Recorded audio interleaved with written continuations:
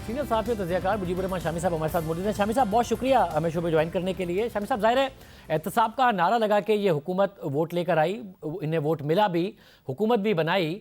आपको लगता है वो मोमेंटम अभी तक बरकरार है इन गिरफ्तारियों के साथ, जो आज हसन इकबाल साहब की भी गिरफ्तारी हुई है, या जो एहतसाब का तासुर था वो अब ज़ाइल हो गया है? वो इंतकाम की बात जो अपोजिशन कहती है वो बयानिया डोमिनेट कर रहा है, जो कि अदालत के ज़मानती फैसलों में भी नजर आ रहा है। देखें, अब तो ऐसा मालूम होता है कि जैसे कोई इंतकामी कार्रवाइयाँ हो रही हैं।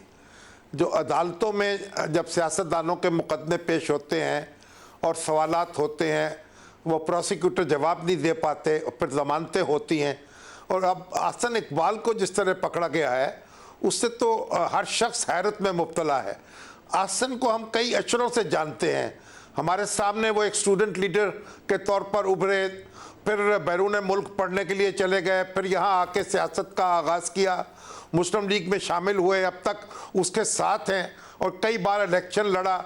उनके बारे में हम तसव्वुर भी नहीं कर सकते कि करप्शन की काफ भी उनके करीब आ सकती है। तो अब आप देखिए कि ऐसे किरदार का शख्स जो है, जब आप उस पर कार्रवाई करेंगे, और उससे पहले शाहिद खाकान अब्बासी साहब पर जो कुछ हुआ, फिर मिफ्ता इस्माइल जिस तरह पकड़े गए, उससे पहले भी कई मसाले ऐसी हैं। तो फिर अब ये जो एहतसाब का मामला है, ये तो यकसर अपनी मानवियत खोता जा रहा है।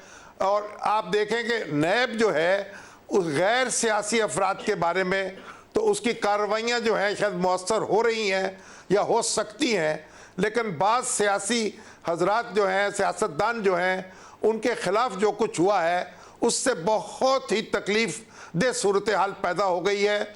और मैं समझता हूँ एक जज्बात जो हैं वो खोल रहे हैं कि हम कहाँ जा रहे हैं और ये सब क्या हो रहा है।